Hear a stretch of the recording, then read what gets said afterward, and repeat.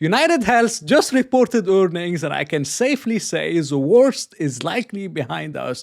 As UNH shareholders, the report was absolutely amazing. There's a lot of things that I really loved about the report, but there's some things I didn't like at all. I'm gonna share all of them with you guys in today's video, and I really hope you enjoy it as always. Now, many of you know that I've been covering UNH for a while, and it has not been a fun journey. It has been a very bumpy journey. The stock is still down 35% over the last year. It's been crazy. So I'm gonna talk about it again. The report for me was really good. They grew revenues 12% year on year. It's not a dying company. Adjusted EPS was $2.92. Not as good as I was expecting, but it's getting better. Medical care ratio was 89.9%, which was in line with expectations. United Healthcare itself, which is the insurance business, grew 16% year on year, and they increased their customers by about 800,000,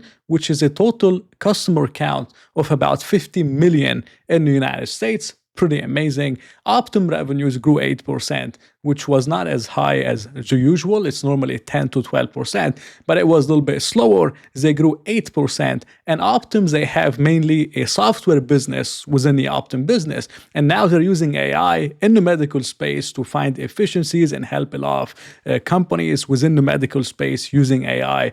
And this is something they said on the earnings call.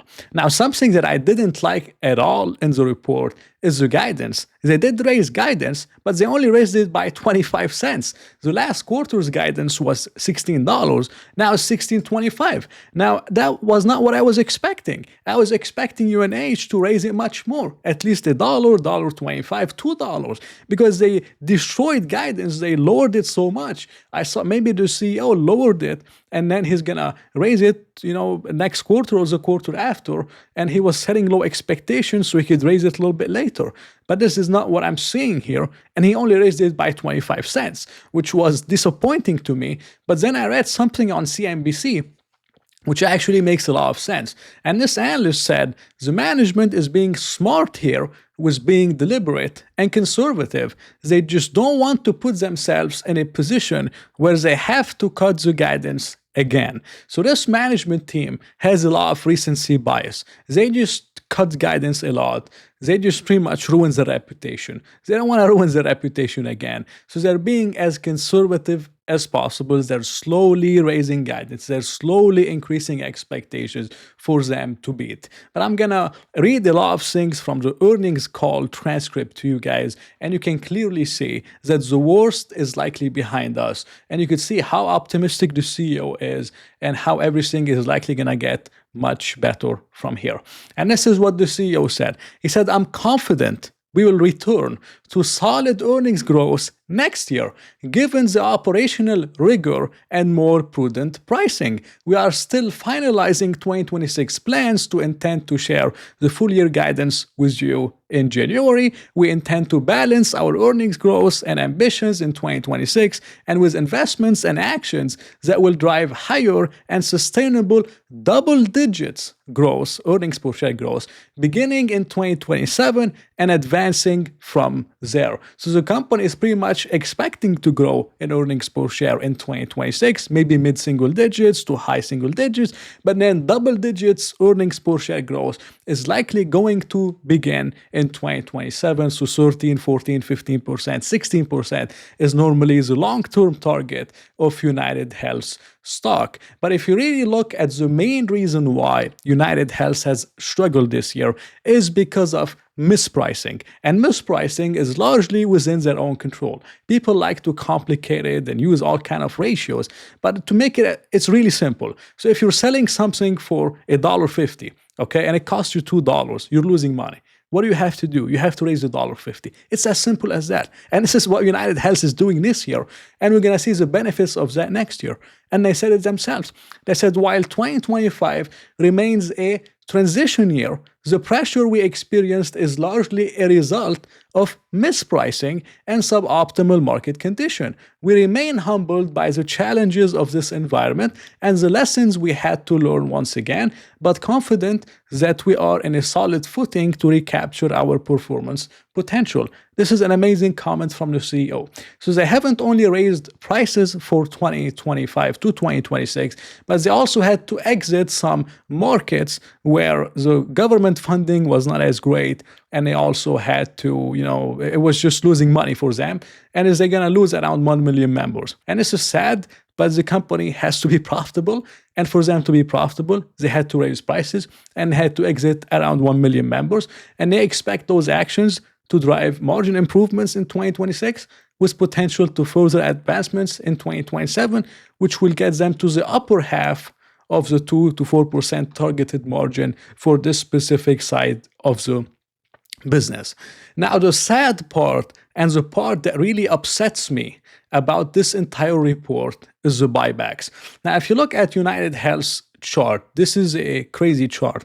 When you see such a chart, you immediately think of either buying the dip or you think of the company buying the dip on its own stock. And you're like, I hope the company is buying back as much stock as possible so they can reduce share count, take advantage of such low prices, and create long-term value for shareholders. This is what Meta did in 2022, and they killed it. They created amazing value on a per share basis for long-term investors. But this is not what United Healthcare has unfortunately done. They said, as previously communicated, we have paused our strategic acquisitions and share buyback while we dedicate our cash returning to a long-term debt-to-capital ratio of around 40%, and interest coverage ratio is in line with historical level. In the third quarter, our debt-to-capital ratio is around 44%. So they're pretty much paying some debt off and raising their cash position so they can have a debt-to-capital ratio of around 40%.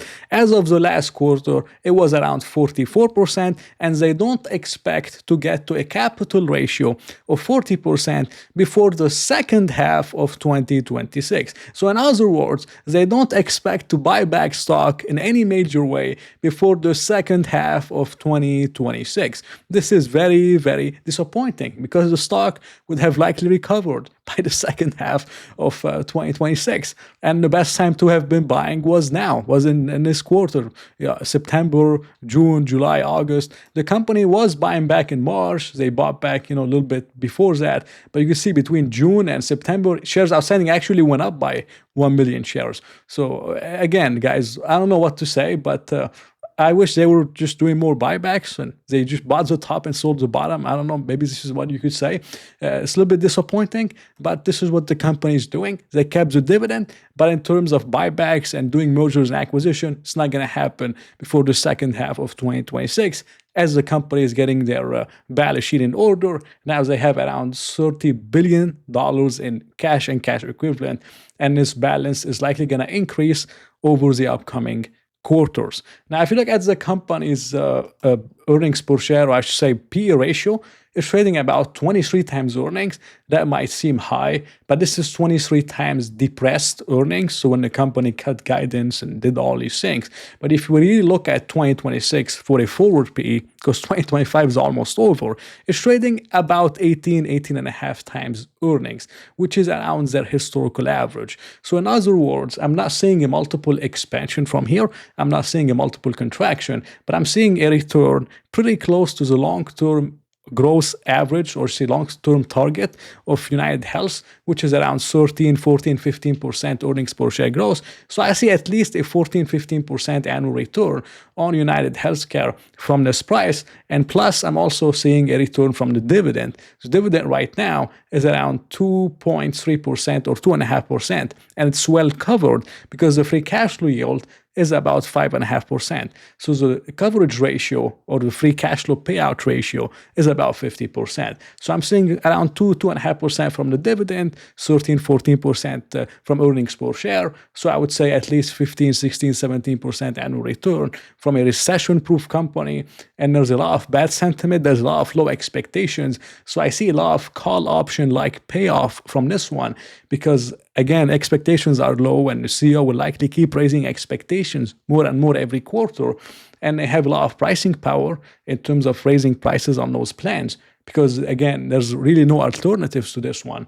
And many of you asked me, what have you done? Have you bought a dip? I haven't really bought a dip, but I bought call spreads around $250, and they're up 74%. And I did some options, so that's what I did. And by the way, I'm using Fiscal.AI to come up with all those charts. And if you want to try it out, they give you 2 weeks of free access if you want to use my link in the description. But that was my opinion on UnitedHealth. It was not financial advice. I hope you enjoyed it. If you did enjoy it, please press the like button and maybe consider subscribing. So I'll talk to you in another video.